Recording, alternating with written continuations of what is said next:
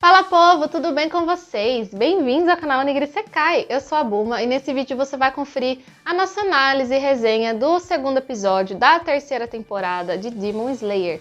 Então confere aqui e confira nesse vídeo também uma coisa que eu fiquei um pouco decepcionada e eu só vou contar no final.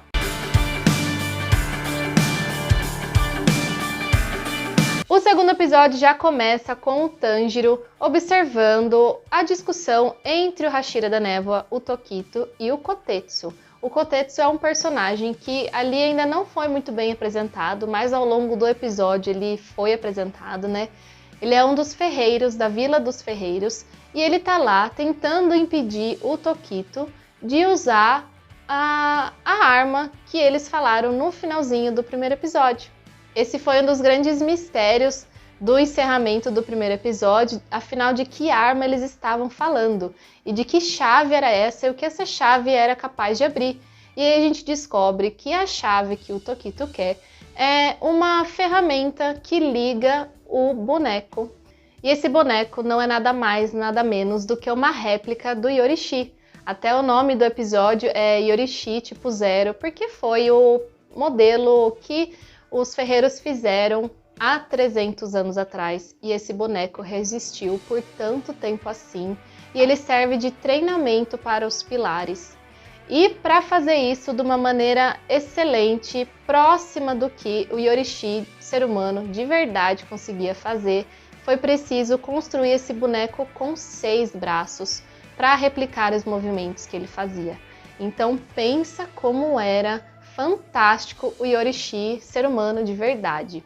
Você pode achar que o Tokito está sendo muito mal educado com o Kotetsu e um pouco agressivo, e é aí que o Tanjiro acaba interferindo e fala: Tokito, quem é você? Quem você pensa que é para tratar o outro dessa forma, né? Porque pro Tanjiro, não importa se você é um Hashira, se você é um Oni, se você é a raspa do tacho lá, você é gente, você é ser humano.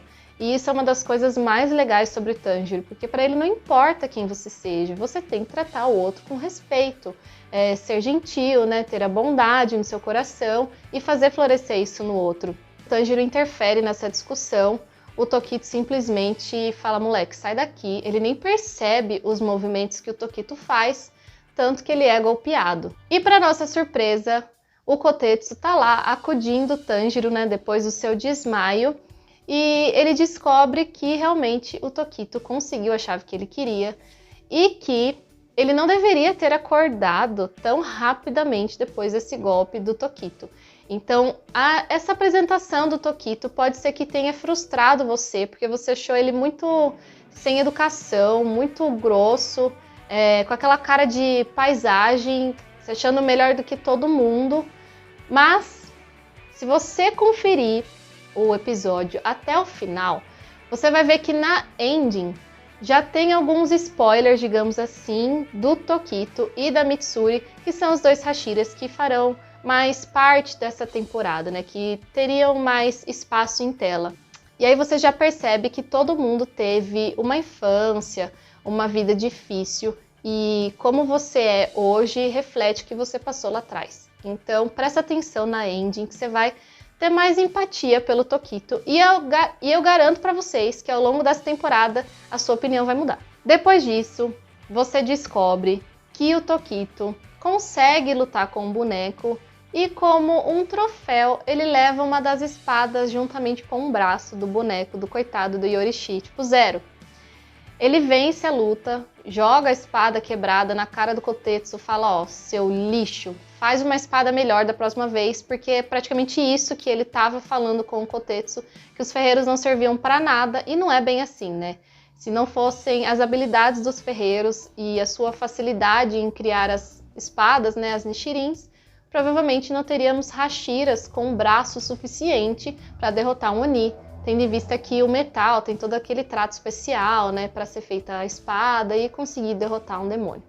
Depois disso, o Kotetsu fica desolado, porque para ele não tem habilidade nenhuma de ser um ferreiro capaz de consertar esse boneco de 300 anos atrás. Mas o Tanjiro vai lá, bate no ombro dele e fala: querido, não importa, você dando o seu melhor, fazendo a sua parte, fazendo o seu esforço e passando o seu conhecimento para as gerações futuras, tá excelente. Você não precisa ser o ninja número 1 da Vila de Konoha, você não precisa ser um Hokage, você não precisa ser um pilar, você não precisa ser o herói número 1, você não precisa ser essas coisas. Só você fazendo a sua parte tá excelente.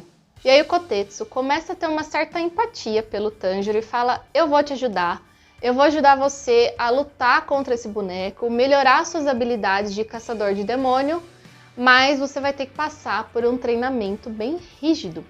Tanto que nesse treinamento o coitado do Tanjiro quase morre, né, de falta de alimento, de inanição, ele só não morre porque ele toma água de chuva, mas é um treinamento realmente bem rígido. E ele começa a lutar com esse boneco, que atualmente tem 5 braços, e as espadas foram trocadas por bastões. E mesmo assim é um treinamento muito difícil.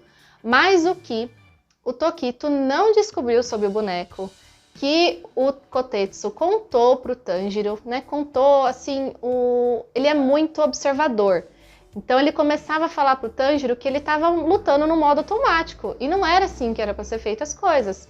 Então ele realmente conta que quando esse boneco foi feito, né, os artesãos, os ferreiros, eles colocaram uma espécie de programação nos dedos desse boneco, né, no seu corpo inteiro, aliás, que poderia perceber os movimentos da pessoa que estaria lutando com ele.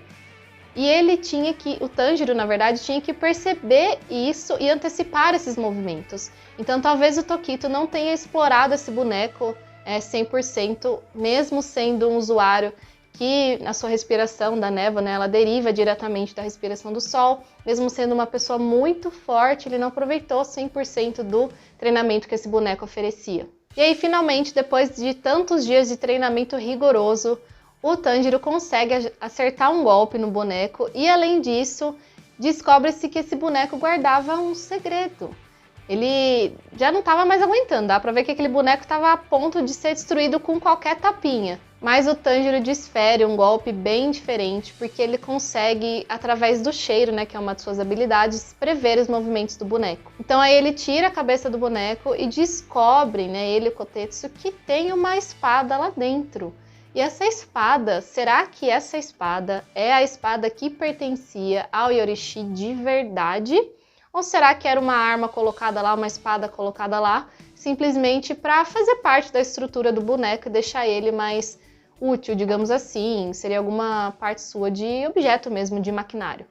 Eu acho que isso vai ser explicado para vocês no anime ao longo dos episódios.